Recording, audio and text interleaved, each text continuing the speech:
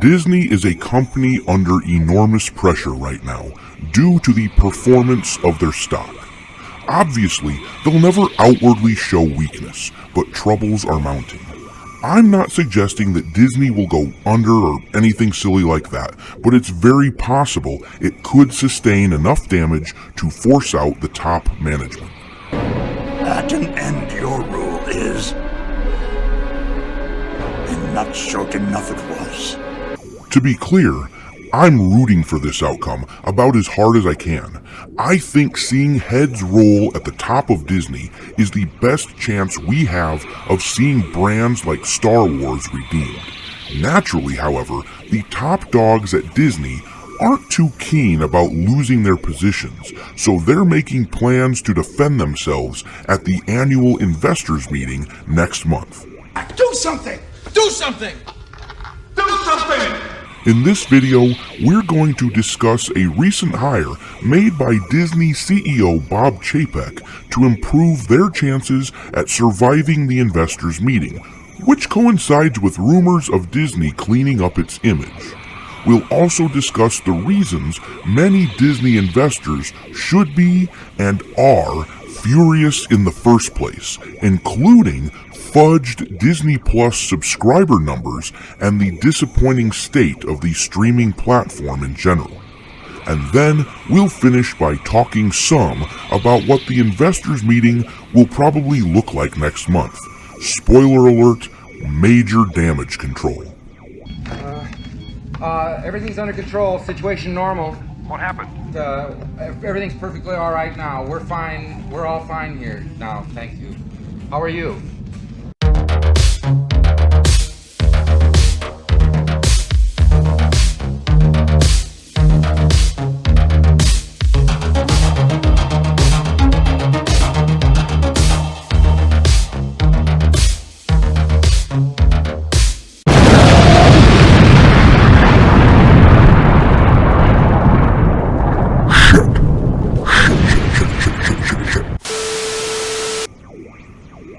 This article was released on the website That Park Place, detailing the new hire by the bigwigs at Disney. Let's read a little bit of it. CEO Bob Chapek is making moves, this time hiring Alexia Quadrani from JP Morgan as a new senior vice president. This happens as Chapek is now in full charge of the company, with Iger out the door for a total of 4 weeks. Now, this part is a statement from Ms. Quadrani. Most of it is pretty standard stuff from a new hire, talking about how thrilled she is to be joining the company, but at the end, she says something which caught my eye. It's an exciting time to join Disney, with many opportunities ahead in this rapidly evolving media landscape, and I look forward to helping inform the investment community's understanding of the company's results and progress on strategic initiatives. In plain English, that means it will be her job to spin Disney's results into something enticing for investors, which she was already strategically doing with that sentence, talking about it being an exciting time to join Disney. Hello, what's this? Hi there, little guy. Would you like to go to hell with me?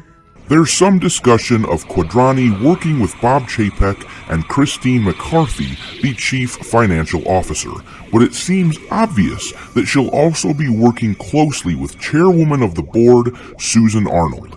Disney has lost a significant percentage of their stock value over the last 12 months, so an effort to convince the huge investment firms and funds to buy in is something that Quadrani will be working hard to complete. Now, if you didn't know, Susan Arnold was recently named the board chair of Disney, replacing Bob Iger, and the rumors of her stepping in and turning the company back into a for-profit model have a lot more credibility now in the face of this hiring. Compound that with the memo that Bob Chapek put out last month, where he directs his employees to put the customers first, and it seems they're taking their image seriously finally. How do I look?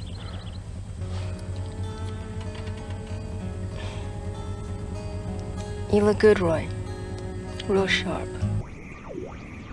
Okay, so in order to understand the mindset behind the SS sinking ship, aka Disney, we should start by looking at a part of that open memo that Bob Chapek put out for the world to see. At one point in the memo, he wrote, "Our most important guide, our North Star, is the consumer. Right now, their behavior tells us, and our industry, that the way they want to experience entertainment is changing, and changing fast, thanks to technology and the pandemic." With the way that he talks about technology and meeting the customer's needs, it's becoming more and more clear that Disney Plus is seen as the central component to the company's plans moving forward. They've publicly stated that their goal is to overtake Netflix. The streaming wars between the likes of Netflix, Disney Plus, HBO Max, and Amazon Prime are just heating up, but Disney isn't doing anywhere near as well as they make it out to be. Are you crying? No. Are you crying? Are you crying? I've been looking into the Disney Plus subscription numbers, and they don't look good. It's bad enough that the last quarter they added a paltry 2.1 million subscribers, bringing them to a total of roughly 118 million. This becomes even more desperate when you take this into account. This article is from Mint, published in November after the last subscription numbers were released, and it says that Hotstar accounts for 37% of Disney Plus's overall subscriptions. Disney Plus has reported 118 million paid subscribers globally, so Hotstar users would be around 43.6 million. But what the hell is Hotstar? Well, I'm glad I asked. Hotstar is the branding for Disney Plus in India and some of the surrounding countries. It's basically the same service, though it does include some sports programs. The most important difference, however, is the price. A premium subscription costs 1,499 rupees, which is roughly $20 per year. That comes out to about $1.66 per month, meaning they pay about 1/5 of subscribers in the United States. This means that Disney has been using discounted users to bloat their numbers. I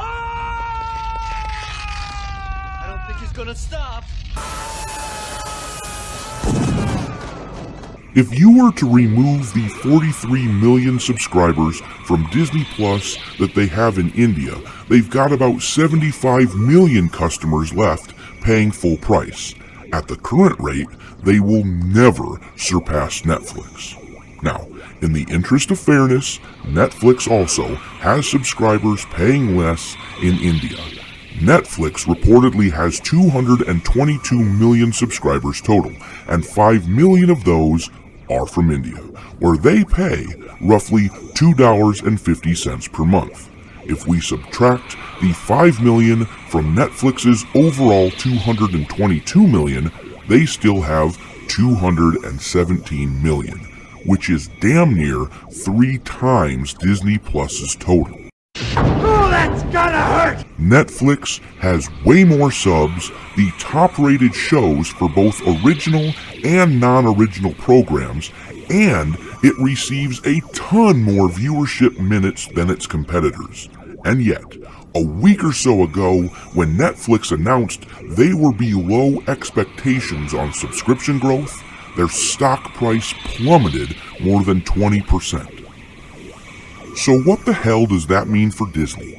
Well, if Netflix can be so affected by missing subscription targets, surely Disney Plus, one of the central focuses of the company, would damage Disney's stock as well if they were to miss their targets for a second consecutive quarter. On the other hand, they are a diversified business, so it's hard to say for sure. But what's not hard to say is this. If the announcement on Disney Plus subscriber counts don't look good, it wouldn't be surprising to see the Disney stock price drop. How much? Well, sorry. My crystal ball is as broken as the storytelling in the sequel trilogy, but it doesn't take fortune-telling to guess that investors will be pissed, and prospective investors will be squeamish, especially when you consider that Disney was the worst performing stock on the Dow Jones in 2021. What does that mean for Star Wars?